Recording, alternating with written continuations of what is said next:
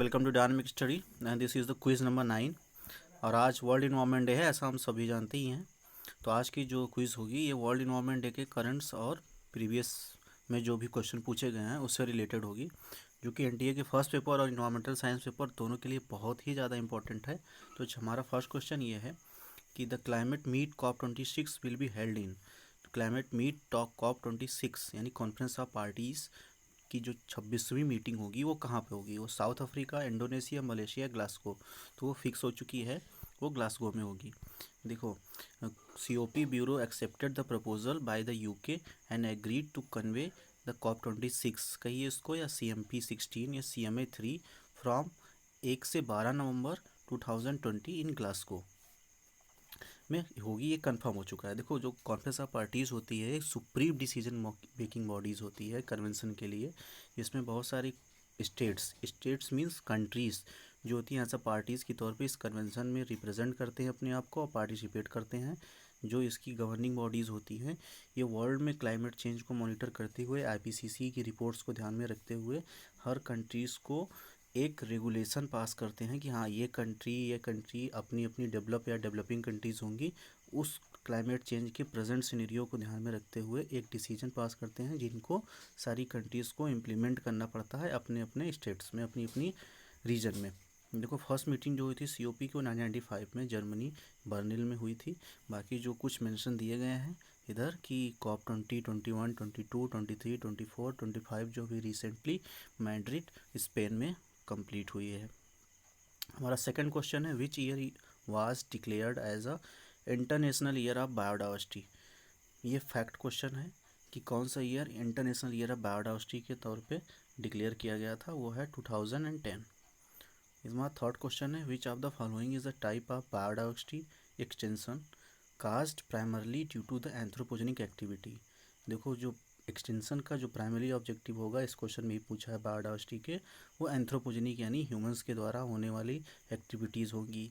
तो कौन सा एक्सटेंशन होगा, क्या वो Carboniferous rain forest collapse, Permian Triassic extension या क्रिटेशियस पैलियोजीन एक्सटेंशन है, या होलोसीन एक्सटेंशन है। अगर आप मास एक्सटेंशन के बारे में थोड़ा बहुत अवेयर हैं, जो कि 5 हो चुके हैं, तो होलोसीन के बारे में भी जानेंगे। जो करंट एपॉच चल रहा है इस समय उसको होलोसीन एपॉच बोलते हैं और होलोसीन एक्सटेंशन बोला जाएगा, जिसको 6th एक्सटेंशन भी बोला जाता है। और इसको क्योंकि ये ह्यूमंस के द्वारा होगा या ह्यूमंस की एक्टिविटी के द्वारा होगा, इसलिए इसको एंथ्रोपोसीन एक्सटेंशन भी बोला जाता है। जो 5 पहले हो चुके हैं वो आपके लेट डिवोनियन, इन पर्मियन, इन ट्रायसिक, इन क्रिटेशियस जो है। इन पर्मियन जो है 251 मिलियन ईयर एगो हुआ था, जिसमें सबसे ज़्यादा 96% स्पीसीज जो पूरी तरीके से लॉस्ट हो चुकी थी। चौथा क्वेश्चन है if individual of the species remain alive only in captivity और other humans control condition, only in captivity और अदर ह्यूमन कंट्रोल कंडीशन, इस चीज़ को ध्यान में रखिए। The species is said to be, आप सिंपल सा समझिए कि किसी भी जंगल में कोई भी स्पीसीज पैदा हुई है या फिर वहीं पर उसकी नेटिव है या नेचुरल एरिया है, वो वहाँ से पूरी तरीके से ख़त्म हो चुकी है, तो वो दूसरी जहाँ पे भी पाई जा रही है, चाहे वो ह्यूमन कंट्रोल्ड एरिया हो या फिर कोई कैपेटिविटी हो, तो उसको क्या बोला जाएगा? क्या उसे इकोलॉजिकली एक्सटिंक्ट बोला जाएगा, या मास एक्सटिंक्ट बोल दिया जाएगा, वाइल्ड एक्सटिंक्ट, या एंथ्रोपोजेनिक एक्सटिंक्ट बोल दिया जाएगा? तो उसे बोला जाएगा वाइल्ड, यानी वो अपने जंगल से ही पूरी तरीके से विलुप्त हो चुकी है, तो वो वाइल्ड एक्सटिंक्ट होगी अकॉर्डिंग टू द IUCN की कैटेगरी में इसको एक्सटिंक्ट इन वाइल्ड बोला जाता है। देखो, IUCN में पूरी तरीके से 9 कैटेगरी होती हैं जो इसके रेड लिस्ट में सम कैटेगराइज की गई हैं। Not evaluated, data deficit, least concern, near threatened, vulnerable, endangered, critically endangered, extinct in wild and extinct. देखो, एक्सटेंट इन वाइल्ड जो है वो पूरी तरीके से अपने नेचुरल हैबिटेट यानी जंगल से ख़त्म हो चुकी है। बाकी जो एरिया है इसके एक्सपेक्टेड और हैबिटेट या अप्रोप्रिएट टाइम और बाकी चीज़ों को ध्यान में रखते हुए इसको मेज़र किया जाता है कि वो हाँ सर्वे करके ये बताया जाता है कि कहाँ पे कैसा है। तो वो कैटेगरी में जो आएंगी वो एक्सटिंक्ट वाइल्ड आएंगी, जो पूरी तरीके से जंगलों से ख़त्म हो चुकी हैं, लेकिन ह्यूमंस के द्वारा किसी ब्रीडिंग सेंटर या किसी जू में उनको रखा गया है, यानी वो ह्यूमंस की कंट्रोल कैपेटिविटी या किसी अलग सी कैपेटिविटी में है। अब बाकी यहाँ कुछ फैक्ट्स दिए गए हैं, इससे भी रिलेटेड क्वेश्चन आ सकते हैं, एक नज़र आप इसको भी देख लीजिएगा। हमारा फिफ्थ क्वेश्चन है international year of desert and desertification was observed in 1996, 2006 and 2009 and 1999। देखो, international year of desert and desertification जो डिक्लेयर किया गया था ये 2006 में किया गया था। और इसी 2006 में इंटरनेशनल डे की वजह से ही वर्ल्ड डे कॉम्बैट डेजर्टिफिकेशन भी सेलिब्रेट किया जाने लगा था, क्योंकि पूरे ग्लोबल का इस तरफ ध्यान खींचने के लिए कि डेजर्ट कितनी इंपॉर्टेंस है, उनकी ब्यूटी क्या है। और इस बार का जो थीम था उनके उस टाइम पे 2006 में, the beauty of desert, the challenge of desertification. और ग्लोबल कंसर्न को ध्यान में रखते हुए ये बताया जाता है कि आप इस पे देखिए, इस पे ध्यान दीजिए, ग्लोबल का इस पे ये होना चाहिए कि क्या इनिशिएटिव है, ताकि डेजर्टिफिकेशन जो बहुत तेज़ी से बढ़ रहा है डिफॉरेस्टेशन की वजह से, और बहुत सारे अर्बनाइजेशन की भी एक रीज़न हो सकता है इसका, उसकी वजह से इसको ध्यान में रखा जाए, ताकि आने वाले समय में इसको कॉम्बैट किया जा सके। इसलिए world day of combat desertification मनाया जाता है। और ये जो मनाया जाता है पूरा हर ईयर 17 जून को मनाया जाता है, क्योंकि ग्लोबल का ध्यान खींचने के लिए। सिक्स क्वेश्चन जो हमारा है ये एकदम करंट से रिलेटेड है, आज का ही है। India will be focusing on which part in addition to official theme of world environment day. India किस पार्ट पे ज़्यादा फोकस करेगी, जो कि आज वर्ल्ड इन्वायरमेंट डे की थीम के एडिशन में। आज हमारी वर्ल्ड इन्वायरमेंट डे की थीम क्या है, वो है बायोडाइवर्सिटी, लेकिन इसके अलावा भी इसको एडिशन में लेते हुए भी वो किस चीज़ पे ज़्यादा ध्यान देगी। क्या वो क्लीनिनेस है, ओशियन इकोसिस्टम है, ग्राम वन यानी रूरल फॉरेस्ट है, या नगर वन यानी अर्बन फॉरेस्ट है। तो प्रकाश जावड़ेकर, बाबुल सुप्रियो यानी MOEFCC ने जो भी निर्णय लिया है वो ये बताया गया है कि वो नगर वन में यानी अर्बन फॉरेस्ट को ज़्यादा ध्यान में रखते हुए चीज़ों को प्लान करेंगे। देखो, अर्बन फॉरेस्ट में हो गया कि अर्बन एरिया, ये ह्यूमन सेटलमेंट का जो एरिया हो गया बहुत तेज़ी से बढ़ रहा है, अर्बन एरिया एक्सपैंड हो रहा है, अर्बन एक्सपेंशन बहुत ज़्यादा हो रहा है, जिसकी वजह से अर्बन हीट आइलैंड जैसे कॉन्सेप्ट आ रहे हैं। अर्बन हीट आइलैंड मतलब ये हो गया कि आपका कोई अर्बन एरिया है, उस एरिया में टेम्परेचर ज़्यादा होगा कंपेरिजन टू उसके रूरल या सब अर्बन एरिया या नॉन अर्बन एरिया में। उसमें 3 से लेकर के 12 डिग्री सेंटीग्रेड के टेम्परेचर कभी कभी डिफरेंस आ सकते हैं, लेकिन मिनिमम 3 से 5 तक का एवरेज माना गया है। तो इन्हीं सब चीज़ों को मिनिमाइज़ करने के लिए किस तरीके से वहाँ पे ट्री प्लांटेशन किया जाए, और कौन से ट्री की प्लांटेशन की जाए कि जल्दी ग्रो हो जाए, और वहाँ की हैबिटेट को भी डिफरेंस ना करें, उस पर साइड इफ़ेक्ट ना डालें, ह्यूमन पॉपुलेशन जो ह्यूज पॉपुलेशन रह रही है उसके द्वारा भी उनको भी कोई दिक्कत ना हो, क्योंकि ये माइक्रो क्लाइमेटिक रीजन होता है। और जो इनके सामने जो इशू आ रहे हैं वो है lack of the appropriate tree planting आ रही है, स्पेस आ रहे हैं, क्योंकि अर्बन कंक्रीट का जो फॉरेस्ट यानी कंक्रीटाइजेशन जो हो रहा है अर्बन एरिया में बहुत तेज़ी से हो रहा है, बिल्डिंग्स का बनना हो रहा है, रोड्स का बनना हो रहा है, ग्राउंड वाटर रिचार्ज पूरी तरीके से डाउन होता जा रहा है अर्बन एरिया में। अब पॉपुलेशन दिन पर दिन अर्बन की तरफ माइग्रेट करती ही जा रही है due to the lifestyle, employment and education. और इनका जो सेकेंड इशू वो यही है कि invasive non native plant species threatening urban forest ecosystem. जो भी उस समय अर्बन फॉरेस्ट इकोसिस्टम है, कौन सी ऐसी स्पीसीज लाएँ ताकि वो जो बहुत बचा खुचा है उसको भी पूरी तरीके से डैमेज कर सकते हैं। एंड इसी चीज़ को ध्यान में रखते हुए नॉवेल एंड इनोवेटिव मेथड जो डिफरेंशिएट के जापान जो कि बेस्ट एग्जांपल माना जा रहा है, उन वहाँ के ये मेथड है मियावाकी मेथड, जो वहाँ के साइंटिस्ट थे Akira Miyawaki, that helps build dense native forest in a short time period. उन्होंने इस मेथड को डेवलप किया था, that increase awareness about the urban forestry and management of the same would help to increase the urban forest cover with the increase urbanisation. Next question हमारा, what percentage of global biodiversity contains by India? That is the 8%। यानी global biodiversity का India कितना percent cover करती है, वो है 8%। देखो, पूरे ग्लोबल पे 35 हॉटस्पॉट पाए जाते हैं, उनमें से 4 इंडिया में हमारे यहाँ पाए जाते हैं, जो कि Himalaya region, Indo Burma region, Sundaland और वेस्टर्न घाट का रीजन होता है। और भी कुछ एक करंट रिपोर्ट्स हमारे पास, ये जो फैक्ट है इनको भी आप ध्यान में दीजिएगा। और state of forest reports the top 5 global economic risk in term of the likelihood. State of forest report जब जानते ही हैं आप, जो कि मैंने इसको भी डिस्कस किया है कि किसके द्वारा ये निकाली जाती है, फॉरेस्ट सर्वे ऑफ इंडिया, और इसमें क्या होता है, फॉरेस्ट कवर कितना घटा है कितना बढ़ा क्या है। इसके अलावा भी इन्होंने ये बताया कि the top 5 global economic risk in term of likelihood are environmental including extreme weather, climate action failure, natural disaster and biodiversity loss. उन्होंने इन सब चीज़ों को ध्यान में रखते हुए बताया। इन्होंने ये भी बताया कि the theme of world environment day recognise that human being can not survive isolation as the biodiversity important for the survival of the every human.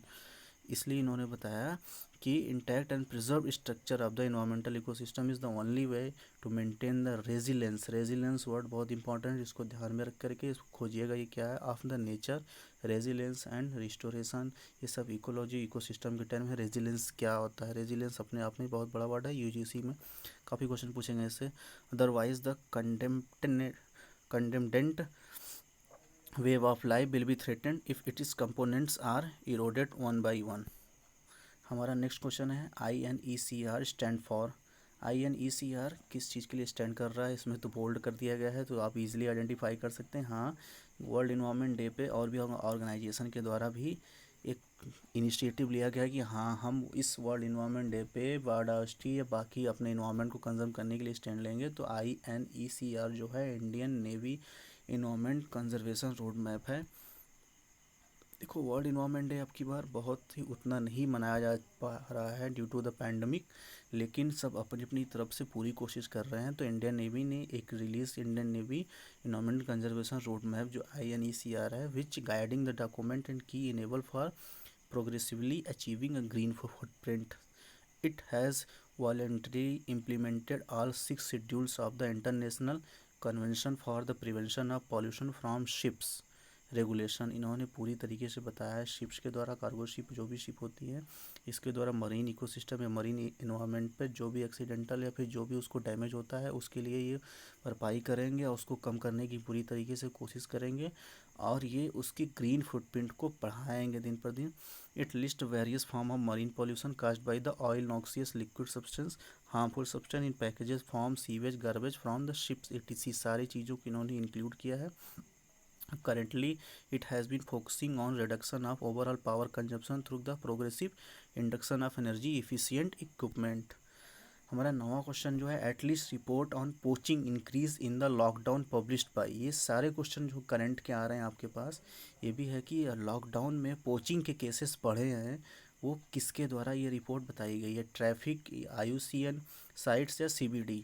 ये जो बताई गई है ट्रैफिक के द्वारा बताई गई है। ट्रैफिक ने एक रिपोर्ट निकाली, उस रिपोर्ट का नाम था इंडियन वाइल्ड लाइफ एमिडिस्ट कोविड-19 crisis and analysis of poaching and illegal wildlife trade trends. The analysis was carried out by comparing the media reported. इन्होंने बताया जो फरवरी 10 से मार्च 22, those from 6 weeks during the lockdown मार्च 23 से मई 3 तक का।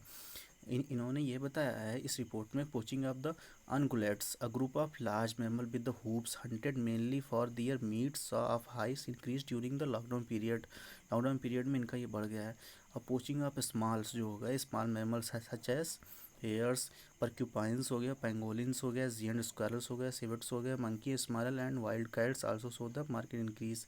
इन सारी चीज़ों में इन्होंने ये बताया है जो और भी बाकी चीज़ें लिस्ट की गई हैं। बिग कैट्स हो गए, इसमें लॉकडाउन पीरियड में इनके केसेस बढ़े हैं पोचिंग की, इनकी पोचिंग काफ़ी ज़्यादा हो रही है। लेकिन जैसे टर्टल और भी बहुत सारी स्पीसीज हो गई, इनकी कम हुई। इनकी कम इसलिए की हुई है क्योंकि इनको एक जगह दूसरी जगह ट्रांसपोर्टेशन की बहुत ज़्यादा ज़रूरत होती है, और लॉकडाउन में इस समय ट्रांसपोर्टेशन बंद होने के कारण टर्टल और बहुत सारी स्पीसीजों में पोचिंग कम हुई है। देखो, ट्रैफिक क्या होती है? Traffic is a leading wildlife trade monitoring network and non governmental organisation working globally.